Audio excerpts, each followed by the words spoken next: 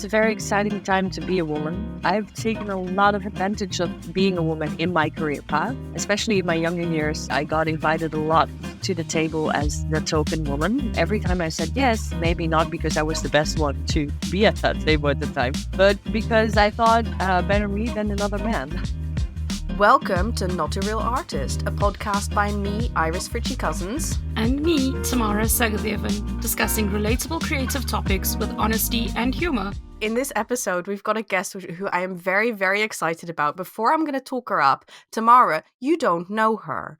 Could you tell, because I'm interested in what you think about our guest, not really knowing her and literally only having researched her since I introduced you to her. So I want to know what you think. Well, from the side of me that doesn't like to admit I am a little bit starstruck by people who have their own Wikipedia page, I'd like to say that I've listened to a lot of the audio interviews on TV, etc., with subtitles. So I am very scared that I really like this person and agree with a lot of what she has to say, but I might just be misunderstanding everything she said. So that's what I'm worried about. But otherwise, I'm super excited to find out if the person I've got to know with Dutch, the Dutch language, is actually as cool as I think she is.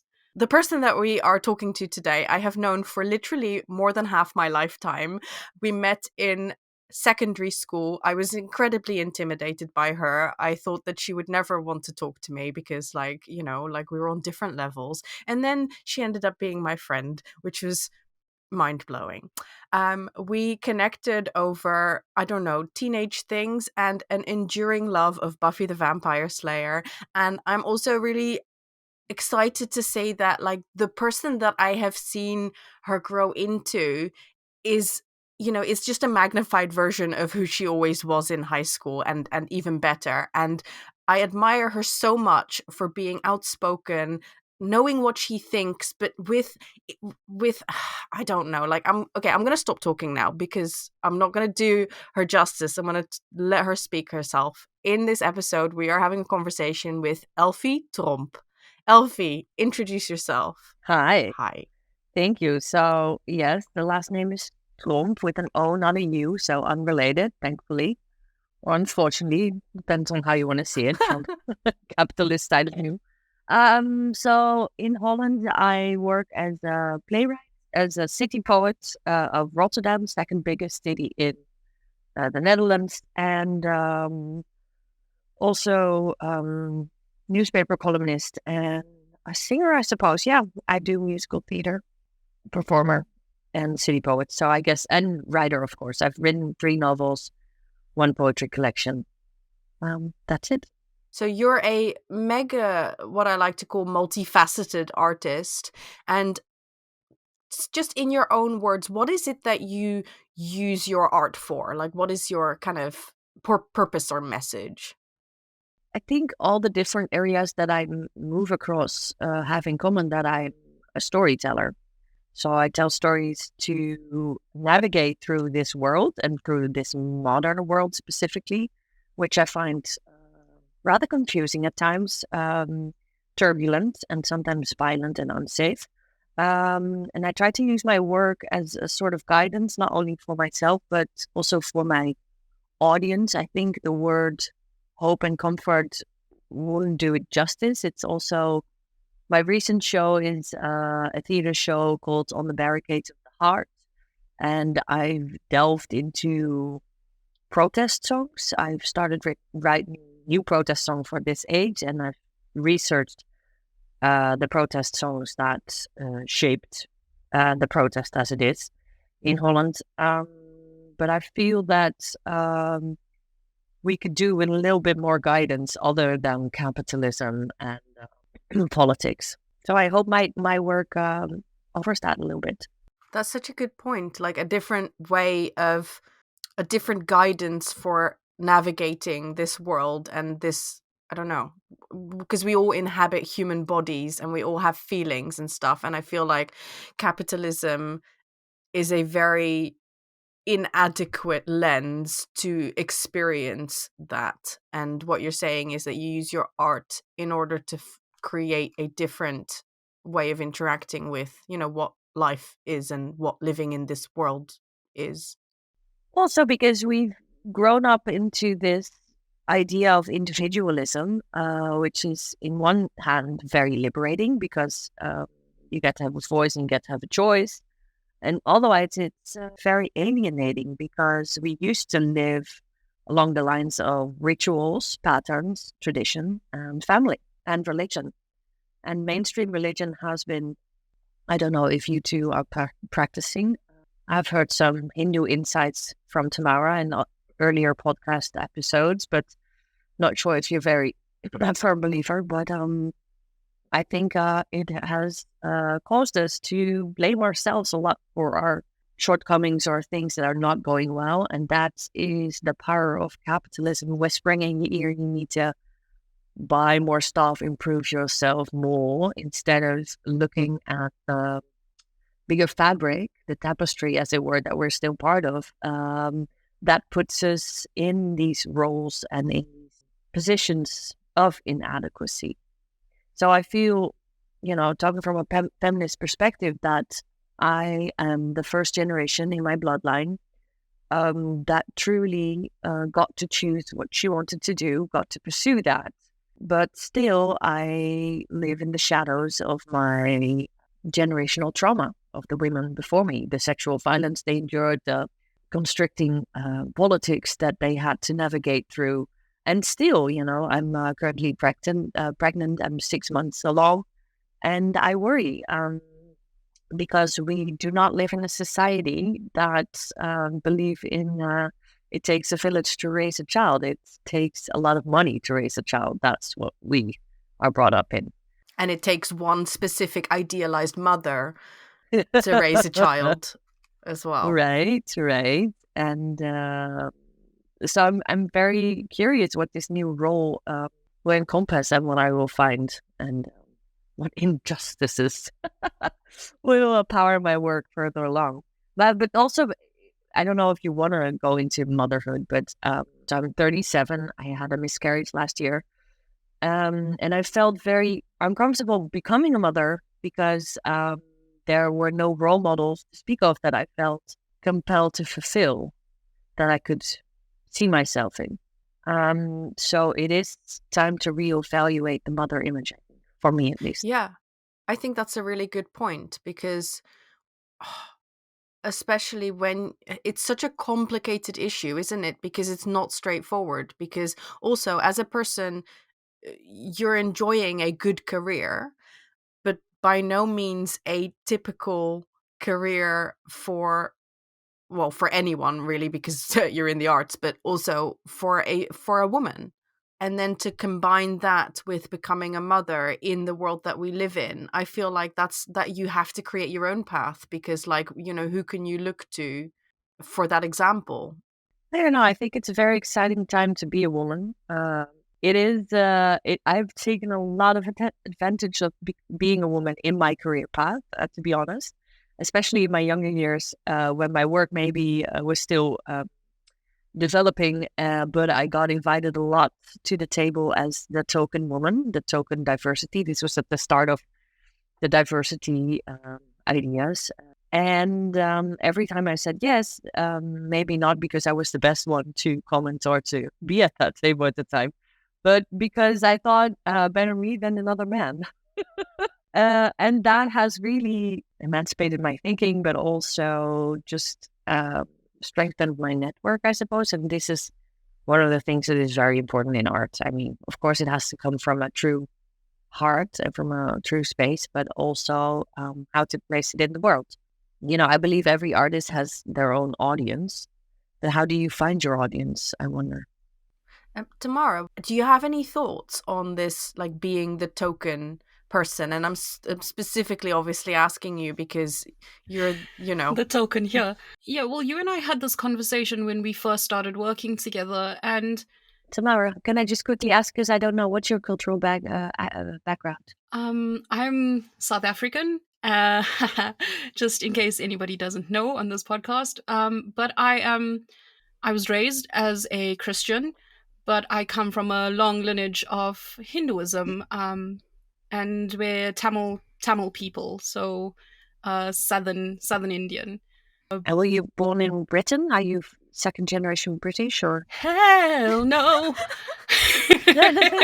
So what's the journey? What's the journey that your body made? What's the journey of your? The journey of my ancestors. We were taken to South Africa by the British as indentured laborers, another fancy term for slaves. And I am the third generation on the other side, born in South Africa. So it's not that long ago. I've literally touched the hands of the people who came on the ships to South Africa. And when we got to South Africa, it was already a Dutch, colonized by the Dutch and half by the British. So that's kind of my backstory, lineage story. I don't know what you want to call it. But South Africa has historically been governed by apartheid, which means a law where white people were seen as the supreme and the elite. And diversity is a very touchy subject in people. Diversity, I feel, is a touchy subject only when you talk to white people in South Africa. For us, it had to be built into the law for us to make sure that we had the diversity we needed to see. So at the table, you need to have X percentage of people of color. And you might think, oh God, that sounds a little bit, I know some people have a visceral, horrible reaction to it because the people who sit at the table should deserve to sit there. But what I would like to say is South Africa is majority a Black country, people of color. We are Black, we are Indian, we are we have a separate race in South Africa called colored, which in the rest of the world is actually Black. But we've kind of it's a complicated subject. But when you look at the table, and I'm talking about corporate tables, it's white males and white females if you're lucky. So I found myself in 2018 sitting at a table at one of the biggest companies in South Africa, surrounded by white men, some white women, and one Black lady. And each time she spoke, she was hammered to the ground. And I left my body in this experience and I thought, what the fuck am I doing here? I don't belong here, not because of the color of my skin, but because this is bullshit. And that is why, like, diversity is complicated for me, because as much as it's built into our laws and we're doing it to make sure that people who didn't have the proper chances to get at the table, it's also not actually like real for me. So I said to Iris, to go back to the story, I don't want to be the token Indian or the token South African or person of color in the art courses. And Iris said to me, well, why don't you just you've already endured all of this apartheid and all this bullshit. Why don't you just use the opportunity that has come your way? And like, I'm still struggling with that. I saw myself in a course recently and I'm the only brown face. It's not that I feel I don't deserve to be there. It's just something I haven't fully, like you said, it emancipated you. I don't know how to do that.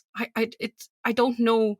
I still struggle with what it means for me being the token, and I am a token at a lot of places, and I'm okay with that. Again, it doesn't mean I don't deserve to be there. It's just I don't know how to use that as a freeing thing.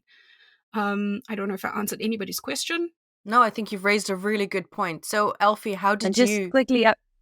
Just quickly, so Tamara, just so the listeners know, do you reside in South Africa right now?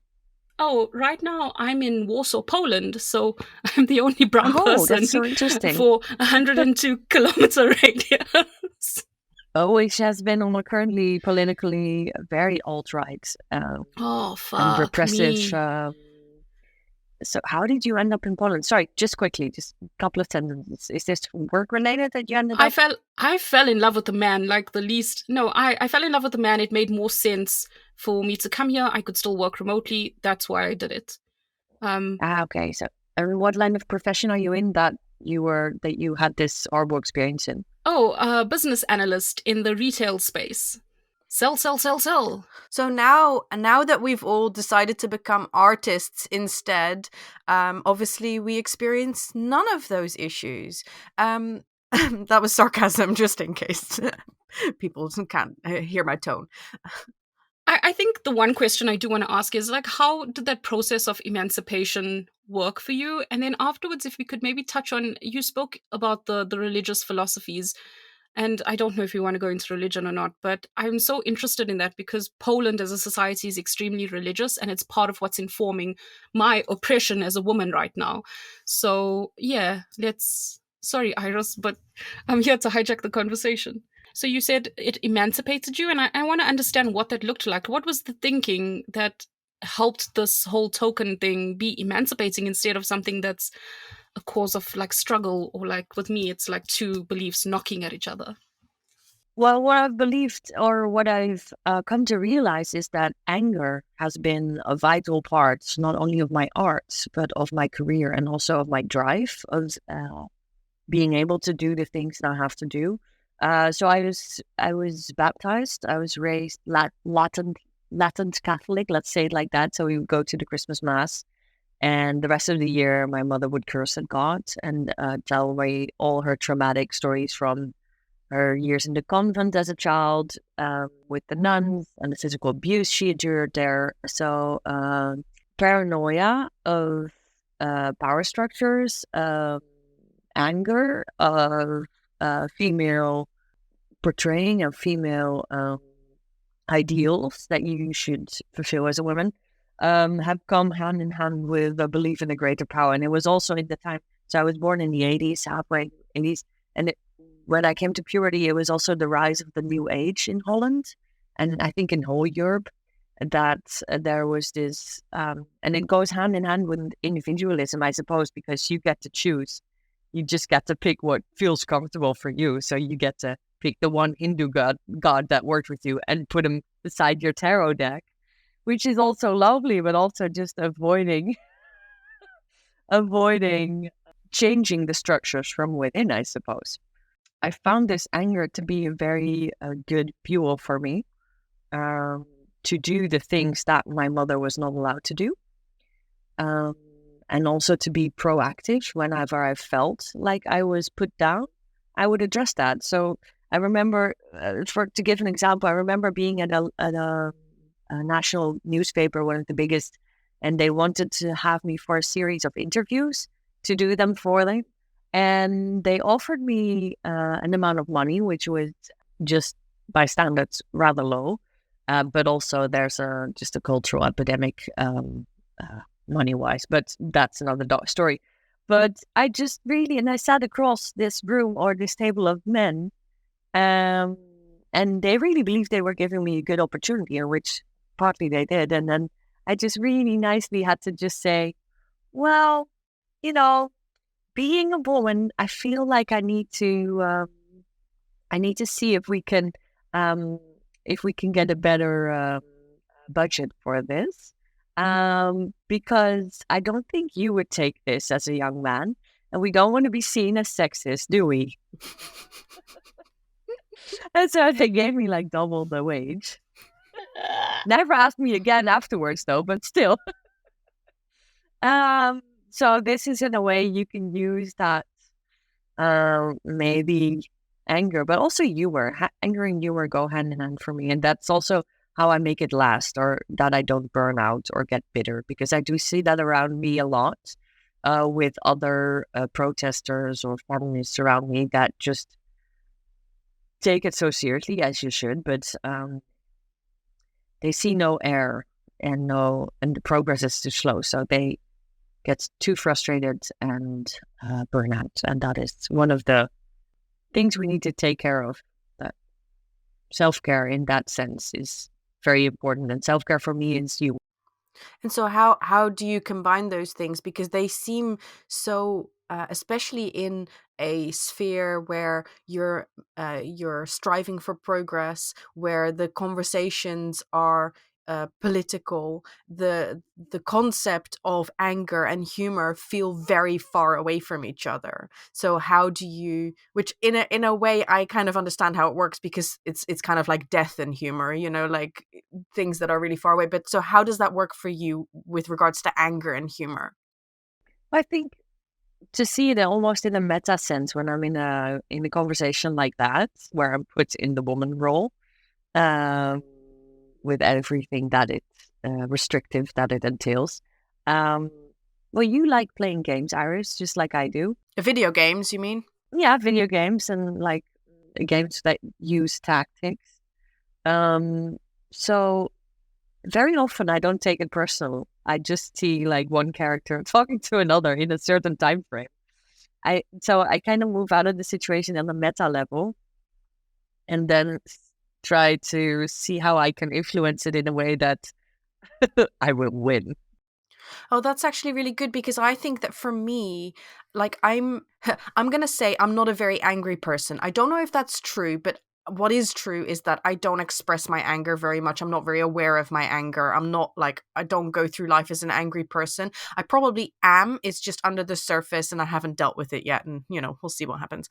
But I think that one of the frustrating things about anger for me is that it consumes myself. As in, I know that when I get angry, the thing that gets switched off is my rational thinking. And my rational thinking is the way in which I make sense of the world. It's the way in which I'm successful in the world. And it's also the way in which I can be effective in the world and kind of make an impact on other people. So I feel like if I get angry and all of that goes out the window, then I'm no longer, I might have my righteous anger and whatever, but I can't be effective. So what you're saying, or what it sounds like you're saying to me, is that because you can not take it personally, you can actually have your anger be super focused and effective, and that's why you can calmly say in front of a group of men who want to offer you a salary that is preposterous, you can kind of like calmly and with a kind of a wink and humor say like, well, we wouldn't want to be seen as as sexist, would we? Rather than your head is imploded and your heart rate has gone through the roof and you want to burst into tears kind of thing. So it sounds like I'm really envious. Like I want that. Tamara, what are you thinking? I have an answer to this, but I want to give you the opportunity to speak as well, because I just answered your question. I feel I am an angry person. I would be insane not to be angry based on like what the world as I see it is. But I keep on thinking about, I find like anger extremely motivating, and I find it fuel. Like I still get those things you said, like I get a high heart rate and stuff, but it also unleashes for me, I think, chemicals that help me concentrate and focus and be in the space. But I also feel that it gives me a stronger why. Because otherwise, I don't know, I feel like because I'm dealing with people who maybe appreciate the masculine more, that this so-called masculine emotion resonates with them more, and that I have to kind of like be there. Like I don't know how to explain it, like just with anger to meet them where they're at so that they can understand me. Because if I go with gentleness and softness, it's normally, and I'm talking about the work world here that I just came from, it's more like, oh, okay, she's being motherly towards us, what they view as a mother, or she wants to be more like a lover. Oh, Tam, that's so cute. Whereas if I go and I'm like, hey, listen, motherfuckers, this is not on, then it's like, oh, okay, she's right. And like with art, the thing that I struggle with is because anger fueled me for so long, sometimes I am afraid to come across as angry in this space, because they're going to go like, oh God, what is she angry about? Because she's like totally living her dream now. But it's not just about me living my dream in my job. It's also all the shit that's still impacting me. So I don't know how to answer your question. I am an angry person. I feel a lot of anger. I probably look like I'm angry right now as I speak to you. But I haven't made peace with it, and I don't know how to utilize it in this new space because it feels so much different compared to the old one.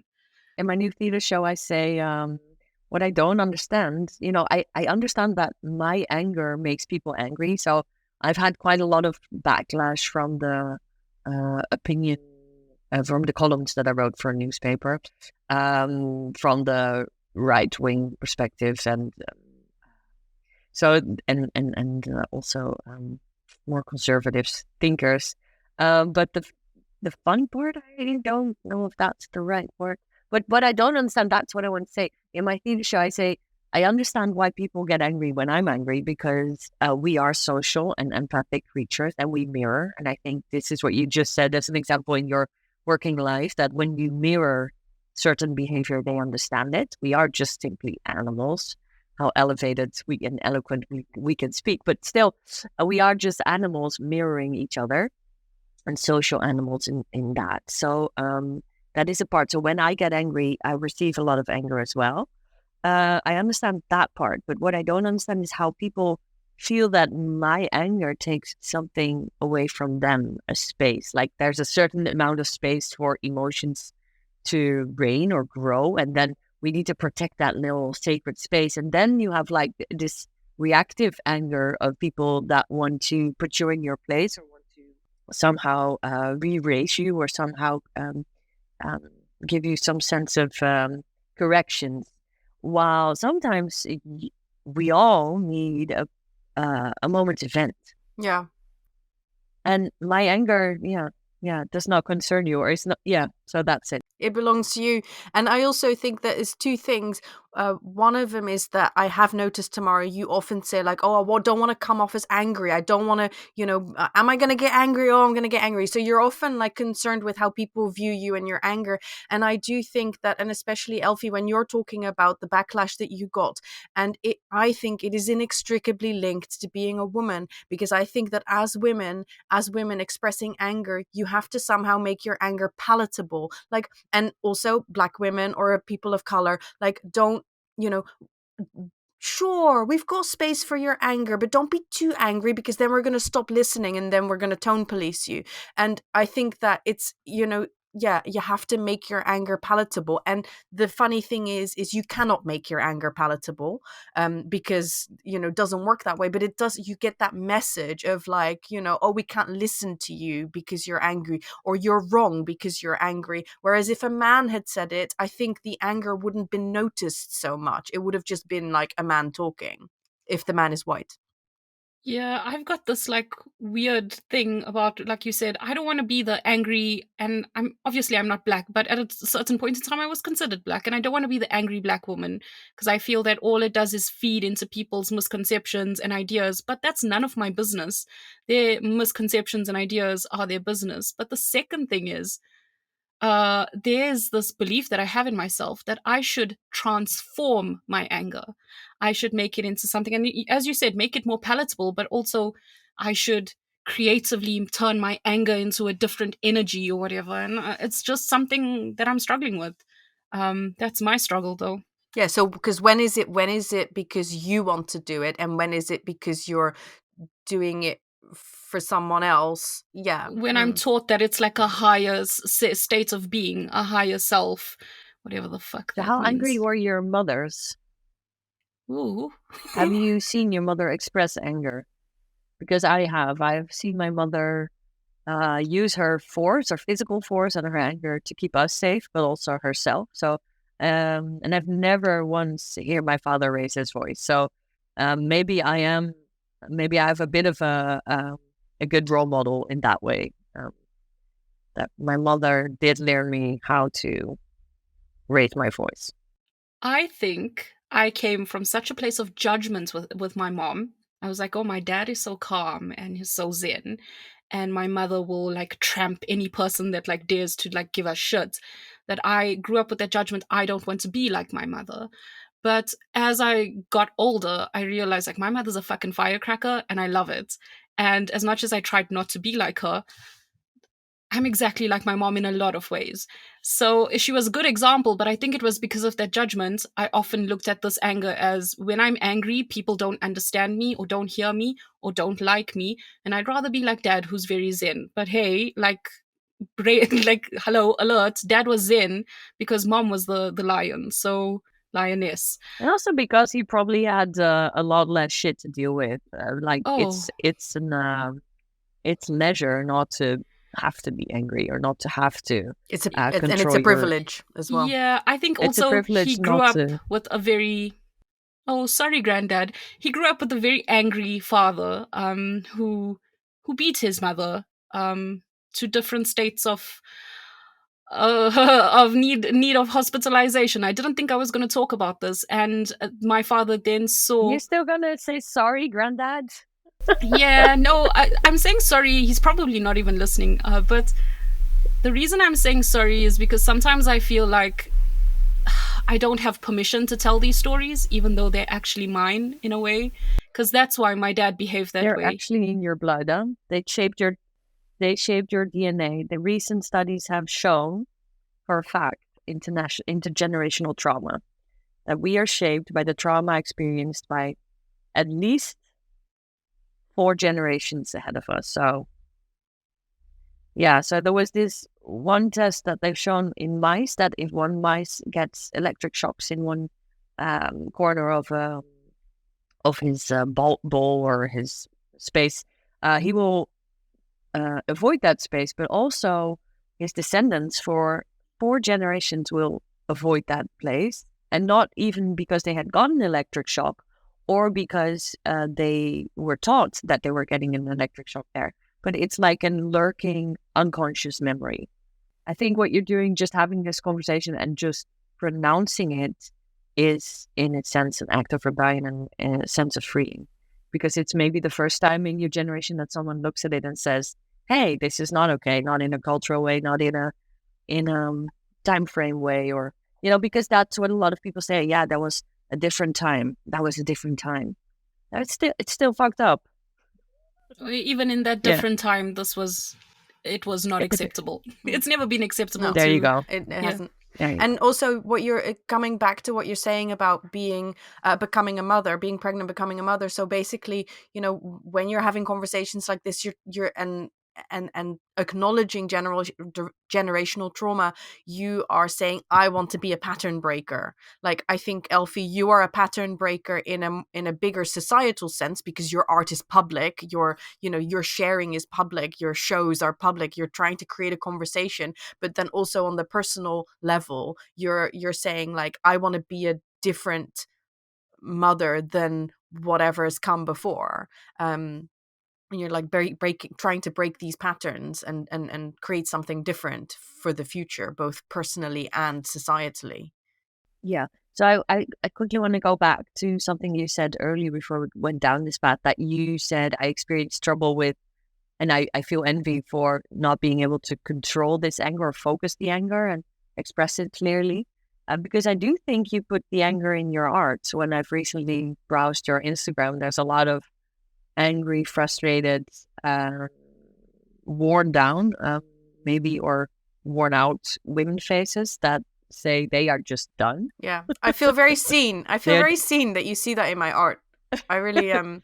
So you put it in your art, and I do think I've seen you interact with your family, that you have a healthy way of putting up your boundaries as a woman and as a mother, and a healthy way of communicating what frustrates you. So, but what I do think is something that all women in Western society are lacking, or have to regain again, is physical conscience of their bodies. We have been estranged from our bodies basically due to fucking Christianity, that burned all our midwives in the Middle Ages, burned all our fucking wise women, all our smart women, and what was left was women trying to survive in fear, basically. So we've lost so much knowledge, so much physical power, so much physical knowledge. And what angers me now, for example, I'm heading into my last trimester, so I have to think about birth and labor soon. And the narrative that we are given and the examples that I'm given is just the word pain, endurance, suffering, blood. These are the words. And I've been on this course of hypnobirthing, and they just explain it to me physically what happens. And it is very similar to the physical pain I endure when I'm in the gym. It's a muscular pain, which is completely, entirely different than a pain that you would get from a sickness or a disease or an illness. So there's like a powerful surge instead of the word pain. The word pain is such a dumb word. And my response is fear with the word pain. So it's, I'm so frustrated about this, that we do not have this physiological knowledge about ourselves. So I've had a lot of what you would call over the years ailments that are, not sure if I know the English words, when it's like triggered by your brain. Can you help me, Psychosomatic? Iris? Oh, thank you. That's the word, psychosomatic. So, for example, my thyroid gland was not working properly. It was lower on production and that's why I was very depressed. Also, I had problem with sleeping. I had like the twitching eye constantly. Like these signals that your body are trying to tell you how you're living your life in this space with all these, with the amount of prickles, how do you call stimuli. It's stimuli, that's the word. It's too much, and it's not the right stimuli. And I was only taught to push through it or take medication. So I had to take a step back, and I've done a lot of body work to learn to listen to that and to use that as a guide. And I think we still have a lot of work to do for ourselves to do that, because also I'm not sure. So I studied psychology before I went to a theater school, and most psychology trainings are based on conversation and ration. But this is maybe 25% of what we are made of. A lot of us is body. And we need to learn to start talking with the body and learn to reconnect as well with that. Yeah, I love that you say that, because that's a big thing that I know is part of my journey, that me as a brain in a jar, I'm not super keen on, but I can't wait for your biodanza area. Oh yeah, okay. A friend of mine does it. And when she describes it, I'm like, I'd love to do that, but just reading about it makes me uncomfortable. Like, oh, it's going to be your nightmare. It's going to be your nightmare, but like a good nightmare. Yeah, no, I've done a little bit of that, like where you just I did drama courses, and drama is very much, I described it after a 2-week intense drama course. I said it's been so good for 2 weeks to be inside my body, because I'm never in my body. And it was all about like moving and like letting go of what other people were thinking of you, and literally just moving your body in some of the exercises. I mean, some of it was also like scripts and stuff, but like, just moving. And yeah, it's very interesting. And that connection between mind and body, or not even just a connection, the seeing it as a whole rather than as two separate parts. Yeah, that's very interesting. I want to segue into something else, because I know that you'll have some interesting stuff to say about this, and I think this will also be really relevant to our listeners. Which is, you're a very opinionated person. You're not, you put your opinions out there, and you get a lot of criticism. You already talked about this a little bit. So how do you deal with criticism, both criticism that is actual, that you get from actual physical people, but also how does that influence you then in your own creative process before any criticism comes? But this is so interesting you would ask me that, because this is something you struggle with. I don't have the inner critic that you have. Or my inner critic says, why the hell not? No, I understand. I understand that you don't have the inner critic, which is great. Like, I think that part of the reason you're so free to like really just pursue what it is that you want to say, I think is because of that. But I mean more like what other people say. Oh yeah. So then I always go back to that first thought. My mother was not able to do this, so I need to do it. Yeah. And that kind of quells or subsides any critical voices within me. Because I'm like, yeah, you can criticize. It might not be good, but hey, I get to do it for the first time. So fuck all of y'all. I'm here. And also there's this, there's another thing that my mother gave to me as a child. She was constantly working, so that was also and bettering herself and following extra courses to grow in a social way.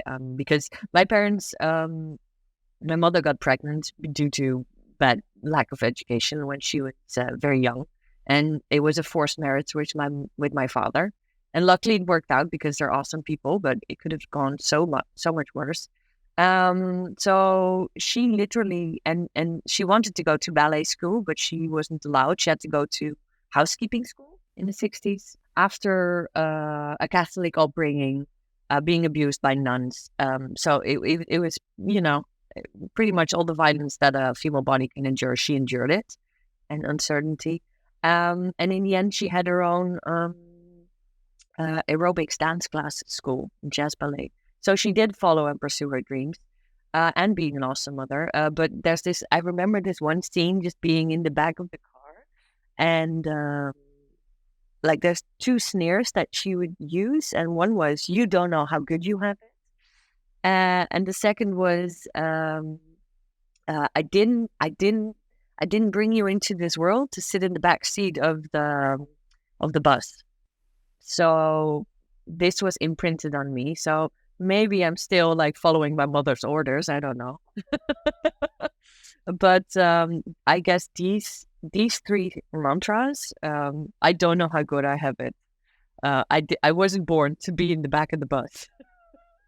And also, my mother wasn't able to do this at my age, I suppose, because my mom finished art school when she was 70. So she started 65, got breast cancer twice, and still pursued her art dream, and is making art right now, as all of us are. So this is the little story of my mom. So does this answer your critics question? Well, I wanted to, because I know that this is one thing that you do or have done, where you respond to your actual critics with nice messages. Can you tell us a little bit about that? Yeah, so there was this one particular column I did about racism in Holland, in a small village. And not only did I get the backlash from the whole village, but also it was picked up by the Telegraaf, which is a right-wing newspaper. They put me on the front page, so I had all the angry Telegraaf readers. And then they asked Geert Wilders, which is like the biggest right-wing leader in Holland right now, to comment. And he basically said, this is a very dangerous woman. And what was his exact phrasing? She needs to be stopped, which is basically just a free-for-all card for his followers and his voters to wish me dead or imply that or actively pursue it. So I was threatened for quite a while. I had police surveillance. And the funny thing is, I wanted my first reaction was to go offline and take everything offline and just not keep myself safe. And then my partner said, "Well, these are your new friends. You got to see them like that, and you're just gonna have to have fun with them, because you do need to reclaim that space. These are your pets, basically." And so I decided, what would I do if my dog was really snappy and barky and dangerous? I would approach him with gentleness and cookies. So I use this method that I call radical empathy, and to radically empathize with people I do not agree with, in a way to bring us closer. So in my last novel, Pieta, I have portrayed one of the characters is an alt-right rising leader, and I felt I needed to creep into his skin to empathize, also because I do not wish to be judged at first glance, so I need to also dig deeper in what repels me. And somehow that has even brought me closer to Geert Wilders, funnily enough. Well, I understand how the process of radicalization understands because I've been subjected to it. So when you say something and people misinterpret or react with such fury on you, you think, you know what? I think I put my finger on the sore spot. You know what? If this angers you so much, I can do way worse than this. And it kind of propels you in this path of violence, I suppose, that I wanted to stop. Because I do want to make people think, but I don't want to throw them into blind fits of rage, I suppose. But I wanted to ask a question of Tamara because she's silently listening. We were talking about backtrack a little to the body, and the things we need to do as a woman to learn to take our body seriously and to learn to use it as a tool. That in what way, because you have a different cultural background and maybe a more physical background, like in a way that you were, I feel like especially in Dutch culture, we don't touch each other. And I think this is a lack.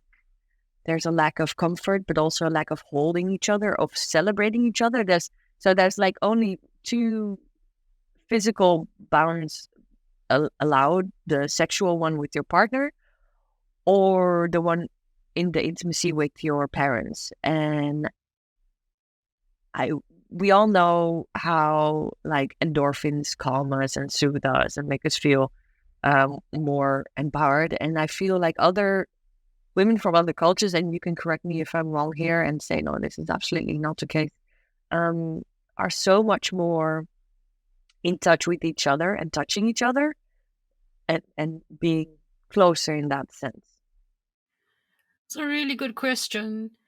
I think it honestly depends on how far Christianized and westernized your family unit has become. My experience here in Poland is definitely one of less touch, obviously, because everybody's a stranger and you don't really expect a stranger to always come up and touch you. I feel like there's so many points to speak of here. So I would say the South African one first is, in South Africa, the different race groups supposedly have different comfort levels, but it is nothing for somebody in the morning to shake your hand and hug you as they do it. Nothing. So I am used to touch in that way, that if a stranger hugged me, it wouldn't feel scary, unless obviously my gut told me something else. But in my personal home, I was touched a lot in the good way. And that meant massages and if you're sick, you get a massage. And like, that's what I associate with healing. And coming here, and my partner hasn't had the same experience, neither from his mother or from any of the maternal or paternal people in his lineage, is very confusing to me. But the additional point I want to make is I was very out of touch with my body as I grew up. The fatter I became, the more out of touch with my body I became, because my body was not deserving of any intimacy, love from myself, from others, whatever it was. So as much as my brother and my mother were still like allowed to touch my body, it became very difficult for me in these social situations to let older women touch my body, because it was also like, pinching your fat rolls. Oh, you're really happy today, aren't you? And then it became more of a, I don't know. I kind of I disassociated a little bit. Again, it became more about how smart, intelligent, and driven I was, not about how well I could dance. Or when I say well, not in a judgment, but like that I could dance, if that makes any sense. And when I came here and I started pulling off all of these things, this is the most in touch I've been with my body, even though other people don't really touch me now, because again, I don't know anybody. So yeah, that's been my experience. But yeah, we definitely have this thing. There's nothing wrong with your auntie coming and massaging you. There's nothing wrong with your grandfather coming in, like knocking your head or touching your head, and you touch your grandparents' feet. Like, I mean, it's expected. So yeah, I don't know if that answers your question or not. That does actually, and I'm happy that you get to bring that into your husband's life. And I'm so sorry to hear that it became a corrective pattern for you, or something to avoid. Yeah. Maybe I also want to. I'm very curious about having a bigger body than social codes allow. Like, I've never been as big as I am now. So I came from a bodybuilding background. So my mother had a fitness gym, and I've been also just working out my anger in the gym. So I went 5-6 times a week and getting those pain issues, those psychosomatic pain issues out like that. And I felt so strong in like this corset of muscle. And now I've grown bigger, and this is so interesting to me. I feel equally powerful. I'm less mobile and less like agile, but I feel equally powerful because I take up space and I'm seen. And I feel like no one can push me over. I feel like how I don't know, like a big truck, and no one can push me over. And it's just like such a liberating and freeing experience to be this big, because obviously also with the fitness and gym comes this um, ideal uh, ideal body type of skinny and muscular. And actually, I love being big. And the funny thing is, being pregnant, that the only comments I've gotten about my body have been corrective comments by older women that tell me, "Oh my God, you're so fat." And like just the word fat, I'm not fat, I'm fabulous. I'm just like living my life. It's the first time in my life I get to eat everything, everything. I mean, literally everything. And don't feel bad about it because it's for the baby. Oh, well, fuck that, fuck the baby. No, it's just for me. But and I know this is maybe just me talking also a bit on the high horse of motherhood. Like a mother is allowed to be bigger than other women, but still there's this power, and I hope you do also feel that. Have you read any of Roxane Gay's work? She's an American writer who's morbidly obese, and she writes about the sexual abuse she suffered as a child, and that becoming big was almost in a way making her body, turning her body into a safe space or into a fort that no one would overtake anymore. So there is a power in taking up space. So I hope you do also feel that, because you also address sexual abuse in your artwork. Yeah, I do. So the reason initially why it became safe for me to eat, or why I felt safer in a bigger body, is because you learn the fatter you are, the less attractive you are. And that was definitely a coping mechanism for me at some point, but it was also because I wasn't allowed, I felt I wasn't allowed, the conditions weren't right for me to express grief. And when I lost my best friend, who was my brother, I didn't know how to deal with it, and I got comfort from food. So that was my way of dealing. And then the more people noticed it and said it, they were all about saying, hey, you're eating too much, but not about saying, hey, it's okay if you want to cry about your little brother, we've got you. So that was the reason it started building up. But the key in what you're saying is, in your current body, is that you are taking up space. And even though physically a lot of people, and I'm comfortable with saying fat people, why fat people, we take up space physically, but we don't want to take up space. You'll see, if you observe a fat person in public who hasn't made peace with a lot of things, you'll see that they shrink themselves. They literally try to make themselves as small as possible. And it might not seem like a lot for you, but sucking in your gut for a fucking 8-hour flight is not normal. And you cannot, it's insane. So as soon as I understood I was allowed to take up space, I do feel more powerful. So I felt safe in a different way, where I made myself unattractive to all of these men who I felt were intent on hurting me. And now it's more like, this is a big body and I can take up as much space as I want. And when the wind blows, I won't fall down. It's that kind of thing. I've got fucking great strength in my legs. I can push things. And that only came once I said, Tam, you can take up space. And also when fat stopped becoming a word that people would just like walk around and be like, oh, you moved to Poland, you got a little bit more chubby. And I'm like, no, bitch, I got fat. Like, I got fatter. Like, it's okay, and if anybody's listening, like, if anybody ever says, when you say, yeah, I'm fat, and they say, oh no, you're beautiful, we all know the story, just stop them with that. Yeah, bitch, I didn't say I was ugly, I said I was fat. Just punch them in the face. No, Iris, stop it. Okay, you know what, Iris? No, go for it. That's you using your anger. Laser focus, punch. Yeah. Iris is the skinny bitch in the room. Yeah, that's why I wasn't talking. Her heart's fat, okay? I side note, like, I see it's 56 minutes and I'm trying to be very aware of the time. Do you want to try and bow it up, Iris? Yeah. Okay. I mean, you keep asking me to wrap up interesting conversations that have lasted an hour in like one succinct sentence, and I obviously cannot do that. Like, see, it's been a note-taking session. Yeah, it has been a note-taking session for me as well. Oh my God, you're so diligent. I'm just like spreading my bullshit here. Well, I'm not saying my notes make any sense, like, but it's, you know, it's just like body. It's like a circle. Anyway, Elfie, before we ask you to self-promote, can I ask you, do you have any tips for our listeners? Do you have any advice, life advice? Yeah, don't take yourself. Take yourself serious, but not too serious. Take the biodancer class and eat the cake. I love it. Eat all the cake. Have fun.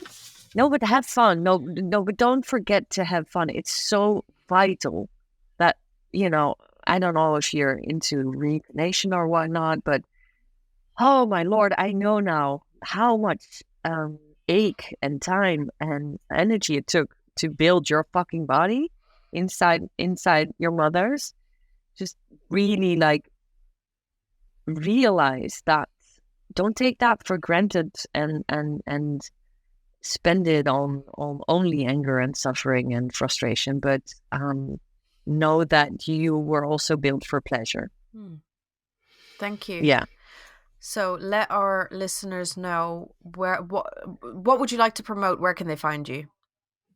Oh Lord. Well, I think most of your readers or listeners are British or no, they're probably mostly English-based. American, but yeah. We do have some Dutch following. And we have a Dutch following. Yes, we as in like it's our third biggest following, I think. So definitely, if you're Dutch and you're listening.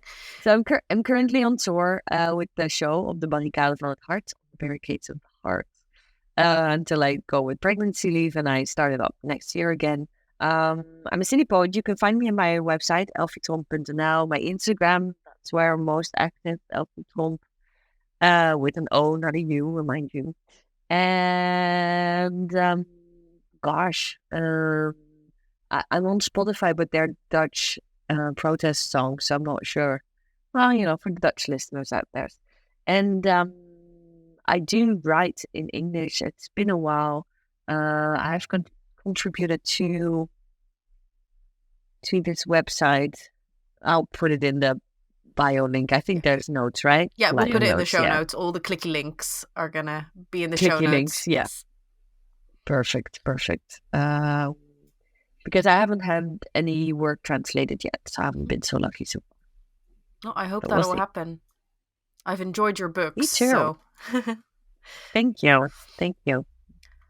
All right. Thank you so much for this very, very interesting conversation. It's been such a pleasure to have you here. Thank you for talking to us. It's a bit meandering. I don't think if we talked about art enough. No, I mean, it's creativity, I think. I see. Art starts with the artist, I suppose, so. Thank you once again, Elfie, for joining us on today's podcast. For those of you who haven't seen Elfie's work, please remember that there are links in the show notes. And thank you to all of our listeners today. Remember, you can follow our podcast on your preferred platform, and we would love to hear from you at notarealartistpodcast@gmail.com. Don't forget to stick around for the key takeaways. Number 1. We can use both the art that we create and the art that we see as a way of finding guidance to navigate this modern, turbulent, and confusing world. Number 2. When you get a seat at the table, even if that is to fulfill a diversity quota, you deserve to be there and are allowed to use that opportunity. Number 3. Anger can be a great driving force for change. Number 4. If we're able to take things less personally, we can also be more effective in communicating with others. Number 5. You might find motivation and power in thinking about what you're able to do now that your parents or ancestors didn't get to do. Number 6.